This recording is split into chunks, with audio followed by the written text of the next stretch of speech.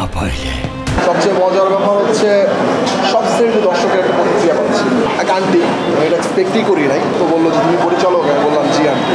পরে বললো খুব ভালো বানাইছি। আমি পুরা দুনিয়া বরবাদ করে দিতে পারি। সব শ্রেণীর অডিয়েন্সের সিনেমা, প্লিজ এগুলো কইরেন না। একটা সিনেমা আমরা খুব কষ্ট করে নির্মাণ করি, দর্শক চিৎকার করে উঠছে, তখন তো অবশ্যই ভালো লাগে।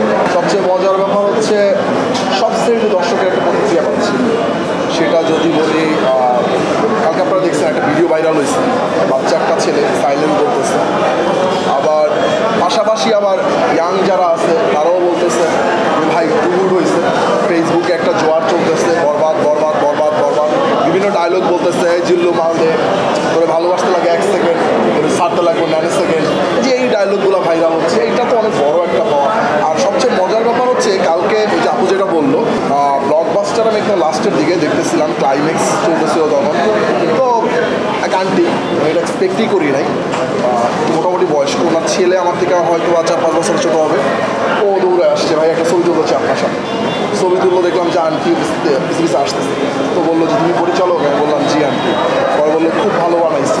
আসলে এই কমপ্লিমেন্টটা আমাকে অনেক বড় একটা জায়গা দিচ্ছে। এই আন্টি আর বাচ্চা একটা ছেলে না, আরও এরকম কয়েকটা বাচ্চা আমি দেখছি সাইলেন্স বলতেছে। তো সব কিছু মিলে আসলে এই ভালো লাগাটা তো শেষ করা যাবে না। সবচেয়ে বড় কথা, বরবাদ সবার সব শ্রেণীর অডিয়েন্সের সিনেমা, সব শ্রেণীর অডিয়েন্সের সিনেমা। আপনারা যখন রিভিউ করতেছেন, অল রিয়েকশনগুলো নিচ্ছেন, আপনারা দেখেন সবাই কিন্তু বলতেছে, আপনি মহিলা বলেন, যে কোনো মানুষকেও জিজ্ঞাসা করেন, আপনি দেখেন সবাই কিন্তু বলতেছে এক কথা অসাধারণ। এইটা আলহামদুলিল্লাহ অনেক বড় একটা পাওয়া।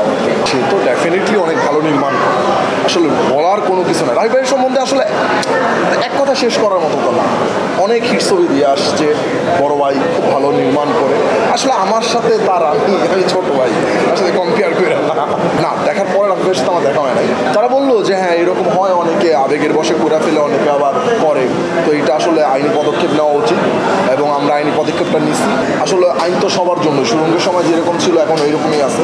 সো ওই আইনের কাছেই গেছি, ওই আইন যেটা তাদের বেলায় করছে আমাদের বেলায় একই জিনিস করবে। এর পরবর্তীতে যদি এগুলো কেউ করে 100% শিওর থাকে তাকে আইনের আওতা আসতে হবে। প্লিজ এগুলো কইরেন না। একটা সিনেমা আমরা খুব কষ্ট করে নির্মাণ করি, প্রডিউসার অনেকগুলো টাকা লগ্নি থাকে এখানে, অনেকগুলো হল মালিক এখানে ইনভলভ থাকে, একটা ডিরেক্টর অনেক স্বপ্ন, অনেক বছরের স্বপ্ন নিয়ে একটা সিনেমা নির্মাণ করে। প্রত্যেকটা মানুষের আগ্রহটা নষ্ট করবেন না আপনারা। আপনাদের কাছে প্লিজ আমার অনুরোধ, এটা এর থেকে ভালো কিছু আমরা নিচ্ছি।